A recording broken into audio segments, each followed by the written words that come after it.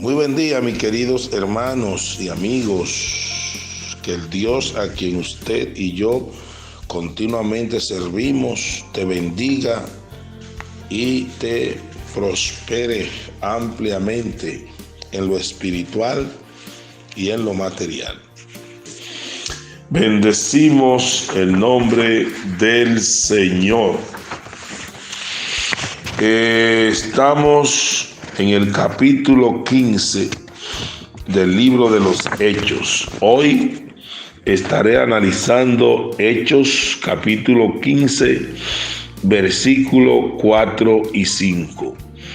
Y llegados a Jerusalén, fueron recibidos por la iglesia y los apóstoles y los ancianos, y refirieron todas las cosas que Dios había hecho con ellos. Pero algunos de las sectas de los fariseos que habían creído se levantaron diciendo: es necesario circuncidarlos y mandarles que guarden la ley de Moisés. Voy a hablar un poco primero de la circuncisión. Antes de Cristo, la circuncisión era una señal física que un hombre era seguidor de Dios. Era señal de que un hombre había creído las promesas que Dios había hecho a Abraham y Israel. Génesis 17, 10 al 14. Romanos 4, 11. Dios nunca tuvo la intención de que la circuncisión significara algo más que una señal. No era para dar justicia a ningún hombre, ni siquiera a Abraham. Romanos 4, 9 y 10. Fue dada solo como una señal de la fe que un hombre ya tenía en las promesas de Dios. Al hombre se le contaba por justicia porque en las promesas de Dios, entonces el hombre era circuncidado como señal de su fe en Dios. Romanos 4, 11 y 12. Sin embargo, muchos abusaban del propósito de Dios para la circuncisión. 1. Algunos hicieron de la circuncisión un sustituto de la justicia. Se creía que un hombre estaba a salvo y seguro en los brazos de Dios si había sido circuncidados. Creer en Dios y amar a los hombres tenía muy poco que ver en ser un hijo de Dios, según ellos. Muchos se olvidaban de la circuncisión de un corazón puro y se convertían en judíos de la circuncisión solamente de nombre. La circuncisión entonces se convirtió en una señal meramente física. Algunos usaban la circuncisión como una manera de dividir y categorizar a las personas. Se creó un gran muro de división alrededor de los incircuncisos. Primera de Samuel 17, 26, 36 y segundo de Samuel 1, 20. Se consideraba que un hombre incircunciso debía aislarse y mantenerse alejado no solo de los que creían en el pueblo de Dios, los judíos y los circuncidados, sino de Dios mismo.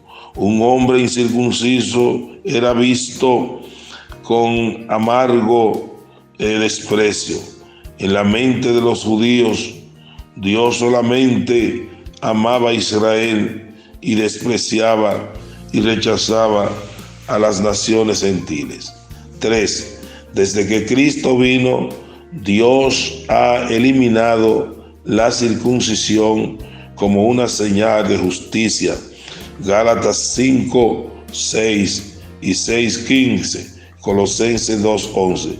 La justicia ahora es algo del corazón y en el espíritu, no en la letra de la ley y las regulaciones.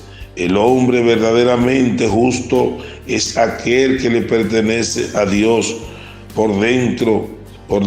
El hombre cuyo espíritu ha sido recreado a la naturaleza de Dios. La propia naturaleza justa de Dios es implantada en la naturaleza del hombre cuando nace de nuevo. El hombre que nace de nuevo por el Espíritu de Dios es una nueva creación de Dios. Juan 3:3 y 2 de Corintios 5:17, primera de Pedro 1:20 y segunda. Amén. Salvación. La pregunta ampliada acerca de la salvación. ¿Tiene el hombre que aceptar la totalidad de la ley para ser salvo? Tenga en cuenta 3 aspectos muy importantes con relación a esto. Número 1, Pablo y sus compañeros fueron recibidos, bienvenidos por la iglesia de Jerusalén, incluyendo a los apóstoles y los ancianos. Parece ser que todos estaban presentes. El concilio era una reunión crucial. La palabra recibidos da la idea de una reunión formal de la iglesia. Pablo estaba informando a la iglesia, los apóstoles y a los ancianos en una reunión a la que habían sido convocados. Todo parece indicar que hubo 2 días de reunión, verso 4 y verso 6. Fíjese que Pablo les refirió todas las cosas que Dios había hecho. La salvación de los hombres por gracia mediante la fe no era obra suya.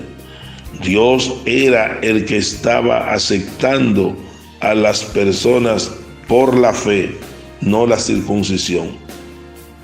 Los disidentes de Jerusalén, de la secta de los fariseos que habían creído, estaban en esto. La circuncisión implicaba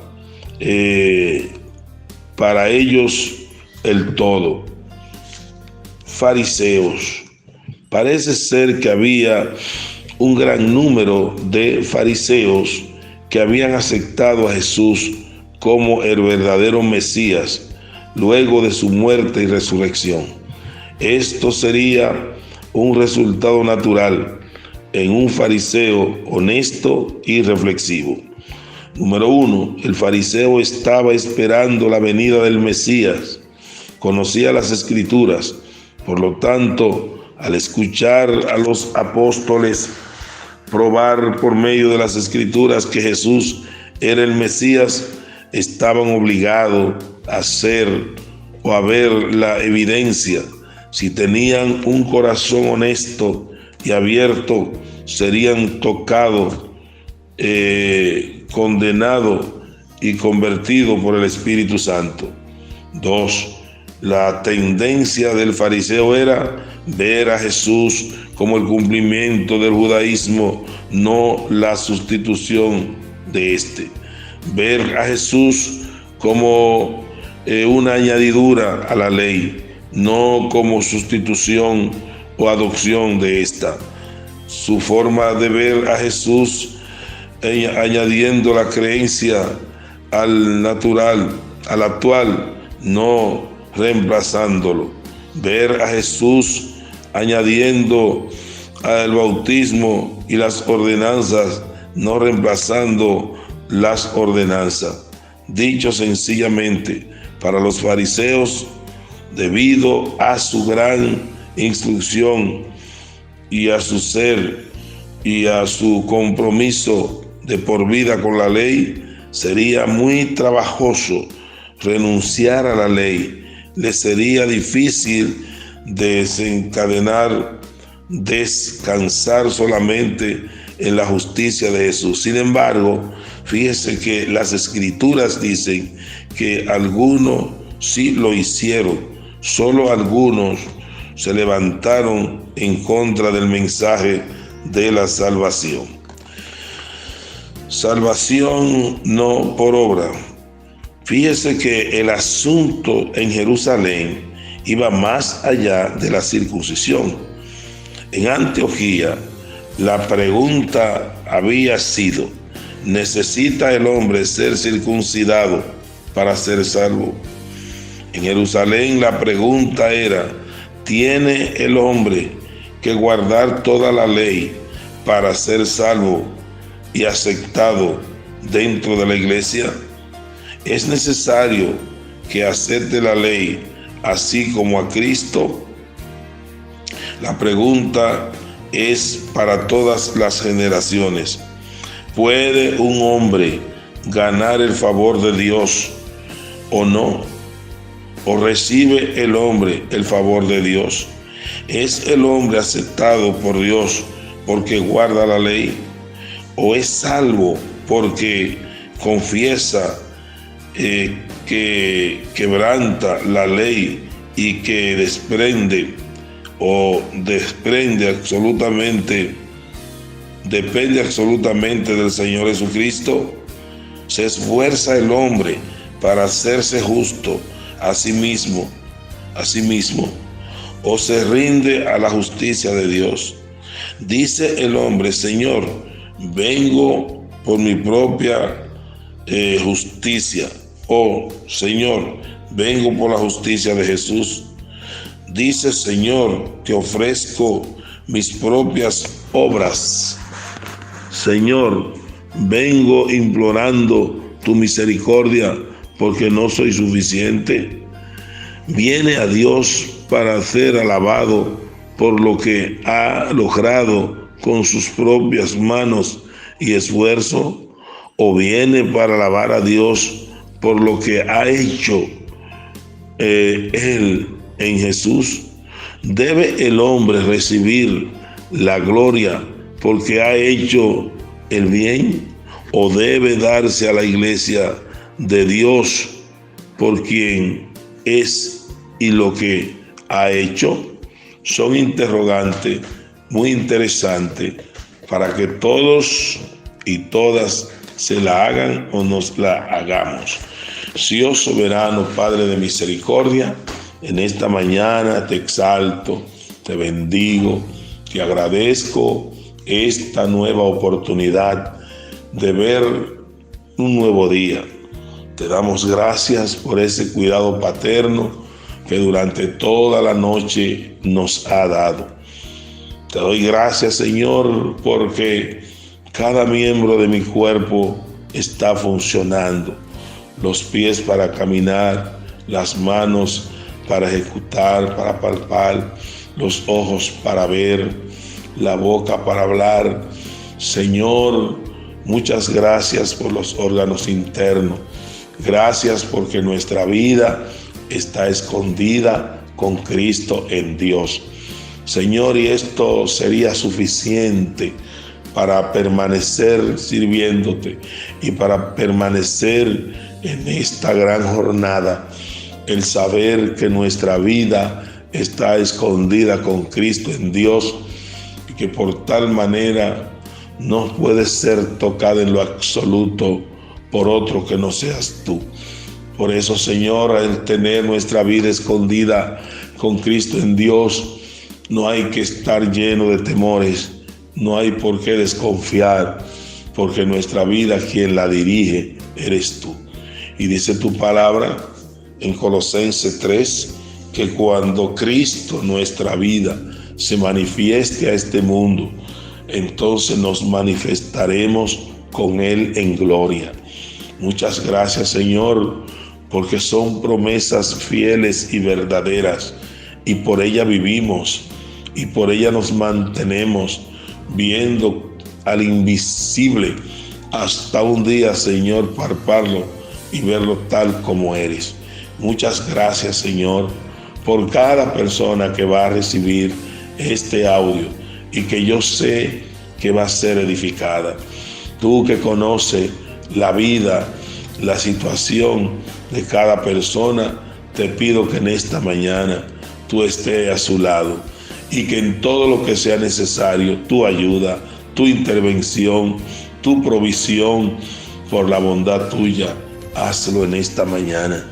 Muchas gracias, Señor, porque tú eres un Dios que cuida de las aves. Y si tú cuidas de las aves, de los lirios, cuidará con mayor, aleluya, la vida de cada uno de nosotros. Muchas gracias, Señor. En el nombre de Jesús te lo pido. Amén y amén. Que Dios te bendiga, mi querido hermano y hermana y amigo, y que Dios te me guarde y que tenga un fin de semana maravilloso. Mañana será otro día con una porción de la palabra de Dios. Amén y amén.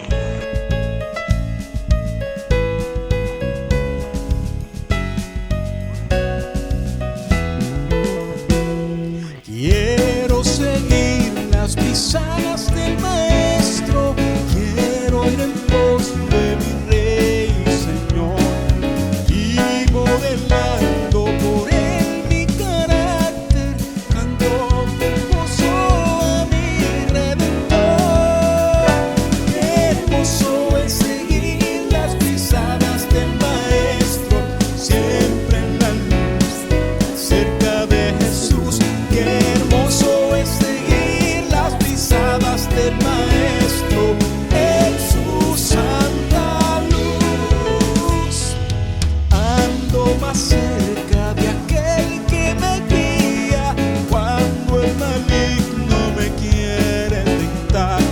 Siempre confiado en Cristo mi amado, debo con gozo su nombre ensalzar.